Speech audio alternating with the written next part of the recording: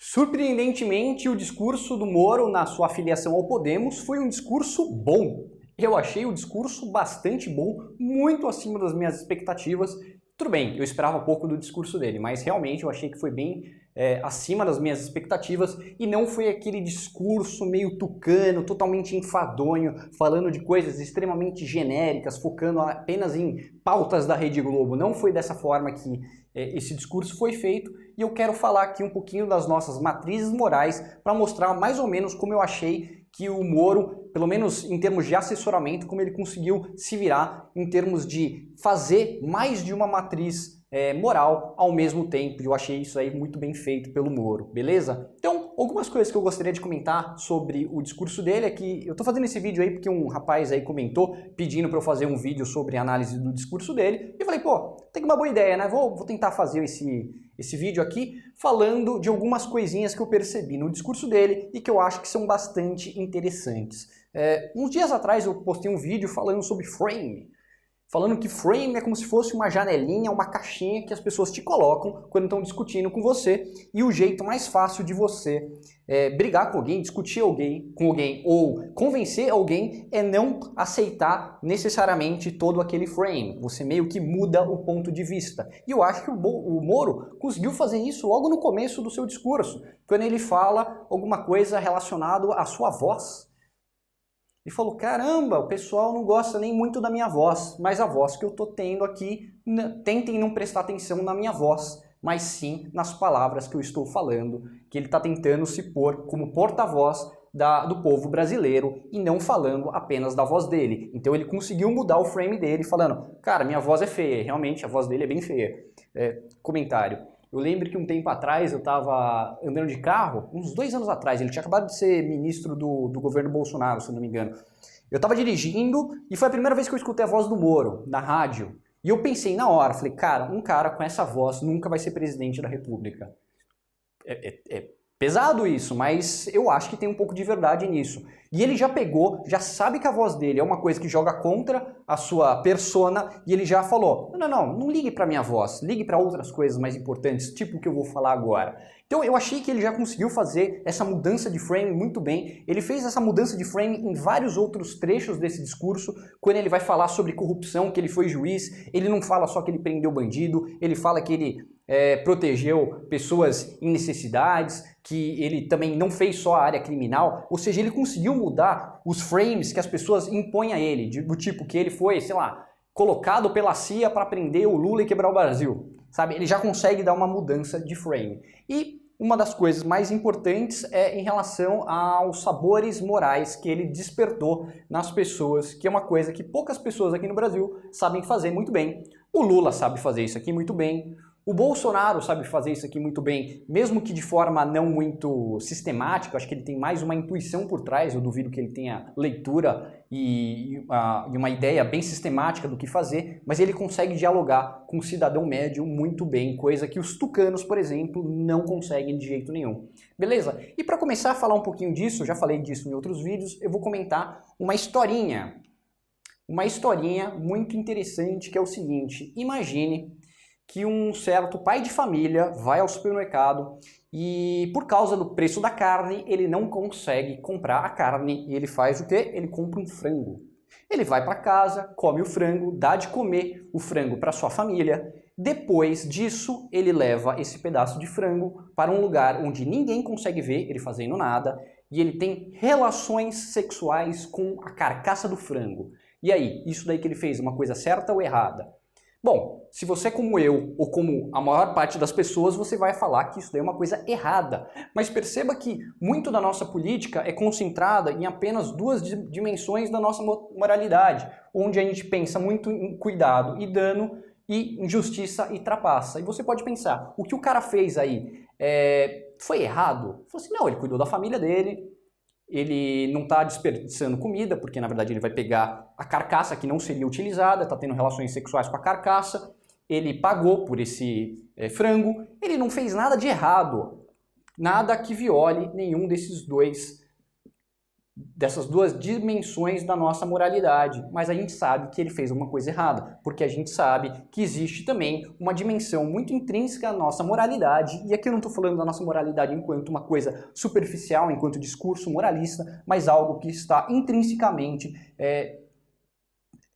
inato à nossa psique moral, que é a questão de, por exemplo, da pureza e da degradação, como a gente gosta, por exemplo, de respeitar corpos, mesmo que a gente saiba que, em tese, eles não estão sofrendo em nada com a pretensa violação de pureza que a gente está fazendo, beleza? E eu acho que esse é o tipo de coisa que geralmente os tucanos gostam de focar. Não só os tucanos, mas em geral o pessoal fica só nessas partes. Mas o Moro conseguiu falar sobre várias outras componentes da nossa matriz moral, e eu achei que ele fez isso bastante bem feito.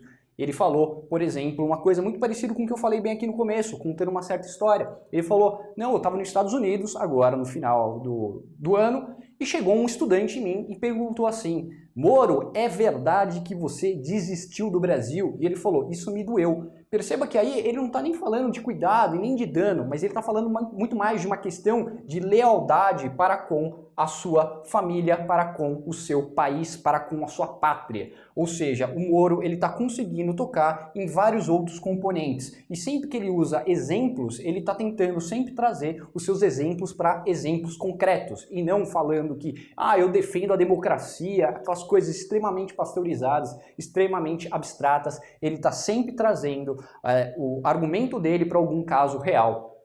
E ele fez isso várias vezes, inclusive quando estava falando do motivo pelo qual ele saiu do governo Bolsonaro, ele vai falar sobre a alma, sobre a degradação da alma, que você não deve degradar a sua alma por causa de interesses políticos ou interesses próprios. Mais uma vez ele está tocando em uma outra tecla da nossa moralidade, da nossa psique, que é a questão da pureza e da degradação. Então várias vezes ele começa a fazer esse tipo de jogo de um jeito muito habilmente. Eu não sei se foi bem ele que está falando isso, mas eu achei que ele se saiu bastante bem. E uma coisa que eu percebi quando ele estava falando é que, do ponto de vista retórico, ele melhorou bastante. Ele está conseguindo se controlar, ele está dominando, de certa maneira, a pausa. Porque um dos jeitos mais fáceis de você mostrar dominância em relação a outra pessoa é você não se apressar. É você falar na sua voz, no seu ritmo. Quem determina o ritmo do que você fala é você. E se você começa a se apressar, é porque provavelmente você está desconfortável naquela posição. Então ele conseguiu fazer isso de forma muito bem feita. Ele deixou os braços abertos, conseguiu falar de forma bastante cadenciada.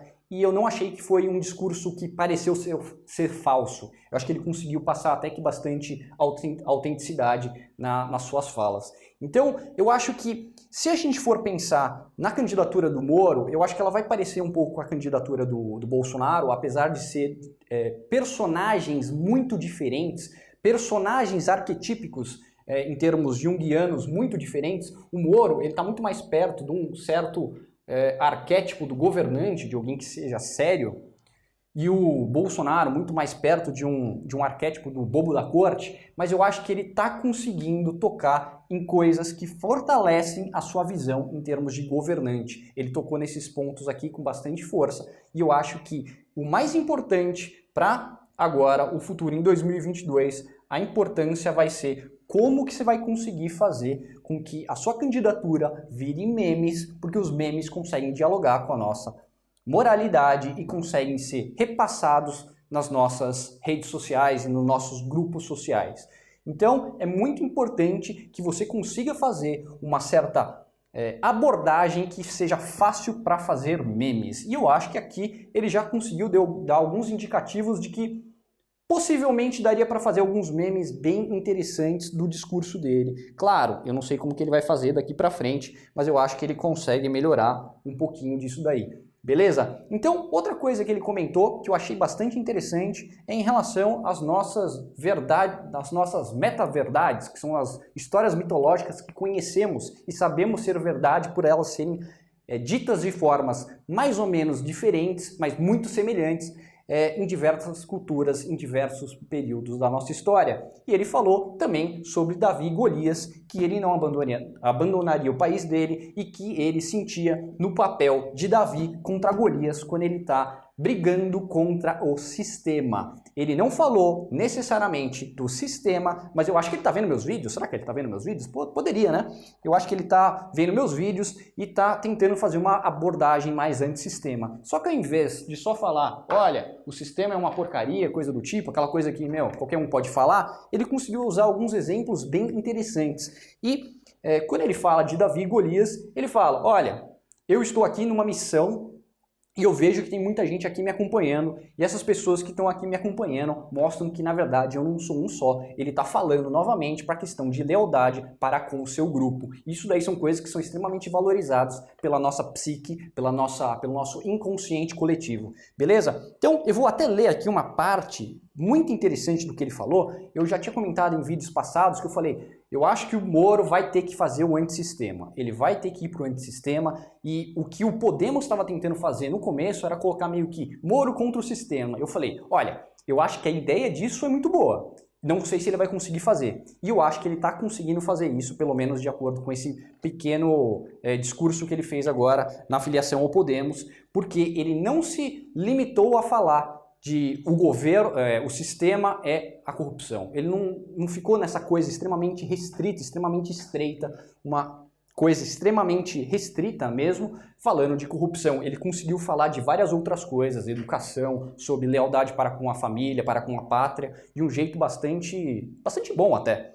Então, essa parte aqui me chamou bastante atenção, aproximadamente no minuto 19:50, vou colocar o link aí do discurso se vocês quiserem ver, ele fala o seguinte, que as estruturas do poder foram capturadas, passaram a servir a si mesmas, já não servem mais ao povo. Muito bom mesmo. É uma coisa que eu não imaginaria que o Moro conseguiria fazer. Não sei se foi ele que fez, mas pelo menos ele conseguiu falar isso com uma certa autenticidade. Não pareceu um negócio totalmente decorado. Pareceu que realmente ele acreditava que as estruturas de poder, elas estão se servindo a si próprias e não mais ao povo. E isso é uma coisa que é muito difícil do Tucano conseguir falar. Porque o Tucano vai falar, privilégio contra privilégio, mas tudo coisa muito difícil da gente perceber. Quando a gente olha e vê que não só a presidência da República, mas o Congresso Nacional, coisa que ele falou, sem falar o Congresso Nacional, ele falou das leis que estão sendo passadas, ou seja, ele está falando do Congresso Nacional, falando que mesmo quando parece que elas são boas, elas não são boas, porque tem sempre uma coisa muito ruim por trás,